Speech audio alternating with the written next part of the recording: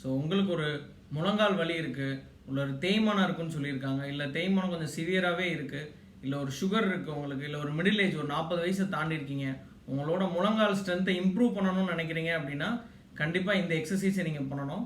இது வந்து quadriceps strength training. இது ஒரு வால் செட்டு. நீங்கள் ஒரு செவத்தில் வந்து சாஞ்சிட்டு மெதுவாக கொஞ்சம் கொஞ்சமாக அந்த செவத்தோட சப்போர்ட்லேயே வந்து ஒரு 45 டிகிரி வரைக்கும் வந்து உட்காந்துட்டு ஒரு 10 கவுண்ட்ஸ் வரைக்கும் என்ன வேண்டியிருக்கும். அதுக்கப்புறம் ரிலாக்ஸ் பண்ணுங்கள். இதே மாதிரி ஒரு 3 டைம் பண்ணுங்கள், மொத்தம் 30 கவுண்ட்.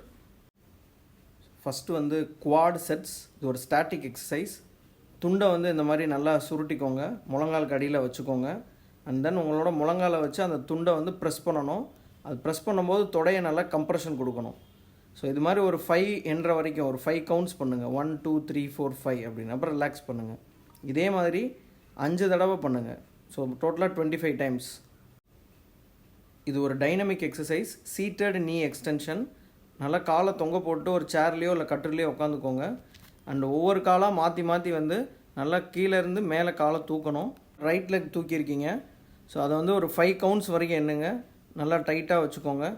அண்ட் தென் மெதுவாக ரிலாக்ஸ் பண்ணுங்கள். அதுக்கப்புறம் அடுத்த காலில் திரும்ப அதே மாதிரி ஒரு 5 கவுண்ட்ஸ் மாற்றி மாற்றி வந்து ஒரு 25 கவுண்ட்ஸ் பண்ணுங்கள். ஸோ குவாட்ரிசெப்ஸ் அப்படின்றது நம்மளோட தொடையில் முன்பகுதியில் இருக்கிற ஒரு குரூப் ஆஃப் மசில் அது. ஸோ அதை நல்லா ஸ்ட்ரென்தன் பண்ணிட்டோம் அப்படின்னாலே நம்ம முழங்கால் தேய்மானத்தை வந்து ஈஸியாகவே தடுத்துடலாம். இந்த 3 எக்ஸசைஸை கண்டிப்பாக ஃபாலோ பண்ணுங்கள். ஸோ இந்த வீடியோவை சேவ் பண்ணி டெய்லி ப்ராக்டிஸ் பண்ணுங்கள். ஸ்ட்ராங்கான முழங்காலோட சுற்றுங்க. தேங்க்யூ.